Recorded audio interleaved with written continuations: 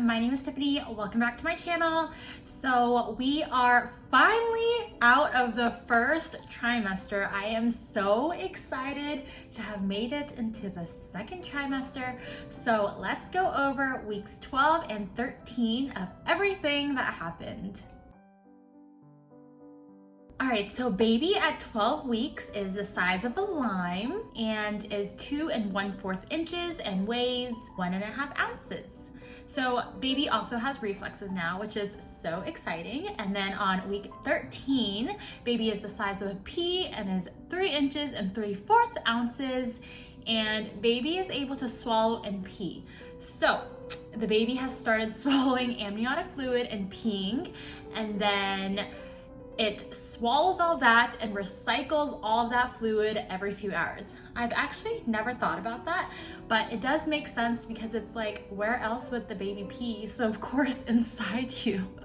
I actually recently just saw a video on Instagram of this baby boy on an ultrasound, and you actually saw the baby peeing, and I was like, oh my gosh, like I just never thought about that, but they have to pee somewhere, right? These past couple weeks have actually been really good. I feel my energy has definitely came back, and I've been still taking my nausea medication, so I haven't really been nauseous or anything, which has been super great. So I've been able to eat and drink water perfectly fine, and I don't know if I should stop taking my nausea medication because I'm scared that the nausea will come back.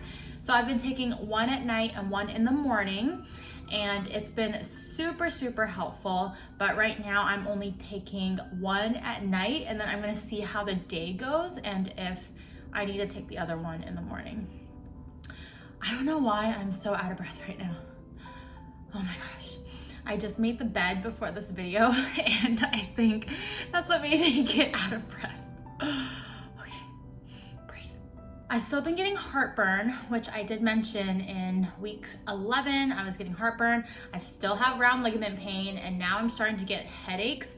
I got a really bad migraine like end of week 12, and then beginning of week 13 I had another migraine, and I know it's not due to dehydration or food because I eat a lot during the day. I've actually already gained 4 pounds since I think week 7 to week 14. So end of week 13 I had myself weighed and I already gained 4 pounds. But yeah, I've also been drinking so much water, like that 1 gallon jug that I've been showing you guys. I don't actually finish it though because it's a little too much water for me, but I do drink like almost a gallon, just about, and I am still getting headaches, so I honestly don't know what it could be. But yeah, I guess that's just, I don't know, just hormones and stuff. I also have been feeling some pressure in like my uterus area if I have to pee and I don't go immediately. Like even if I hold my pee in for like 3 minutes, because sometimes at work I can't just immediately go. I don't have that option to go. And once I stand up, it's like so much pressure there, it actually kind of hurts. So if I don't go pee immediately, it just hurts and it's very uncomfortable.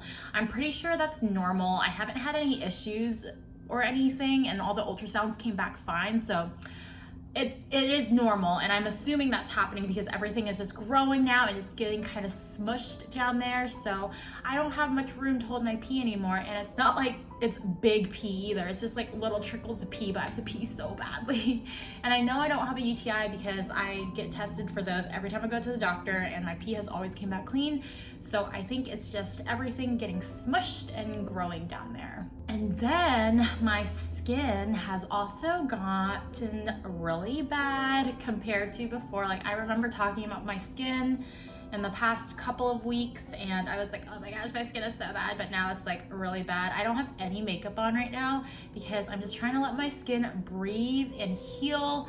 But I think I need to find a new skincare routine for my pregnancy because I think all these hormonal changes are just making my skin go crazy. So I don't know what I'm gonna do, but I think I'm gonna find just a more simple skincare routine, and I think I'm gonna go back to my apple cider vinegar toner. But I will keep you all updated on that and how my skin's doing next week.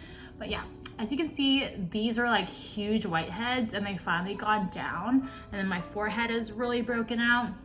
I don't know if you can catch it that well on the camera, but in person it's like, just screams at me when I look at it. I'm like, oh my gosh, but it's fine. And then I also got a little sick. I don't know if you can hear it in my voice, but I sound congested, and hopefully this doesn't gross you guys out, but I've been having like the bloodiest snot. I don't know if it's my nasal cavity, just like super irritated, but I don't feel like it's dry there or anything. But every time I blow my nose, it's just like blood. And I'm like, oh my gosh, this is so disgusting. And I feel like I'm dying or something, but I don't know. It's been like a week of that now. And it still hasn't gone away. But today I did blow my nose and it was just like a little bit of blood. So I think the blood is getting a little bit better. Speaking of skin, the other day I used some of my Epiduo Forte gel on my face, and then I didn't research it before I used it, and it kind of stressed me out because after I put it on my face, I was like, can I use this? So I decided to Google it, and apparently like retin-A's can cause birth defects and you're not supposed to use those when you're pregnant. So I started freaking out, but it was just a one-time thing and it wasn't that much, so I'm assuming nothing can go to the baby that quickly.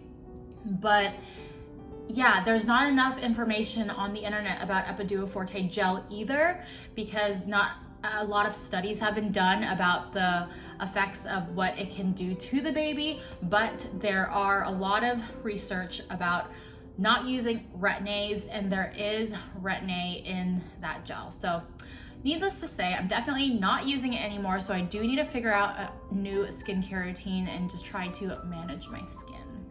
I had an appointment at week 12, and during that appointment, the baby was growing fine, everything looked great, and then my doctor told me that I have an anterior placenta, and that of course freaked me out. Every little thing freaks me out, and so I started like looking a bunch of stuff online. But anterior placentas are fine, and 90% of the time they move to the back by the time you give birth, but in some cases it doesn't, and it covers your cervix, and that becomes a placenta previa. And that was not my case though, because it was the placenta was just in the front, and that was it. And then she didn't seem worried about it, so I was like, okay, that's fine. And then let me show you guys a video of the baby at week 12. So I'm going to enter that now.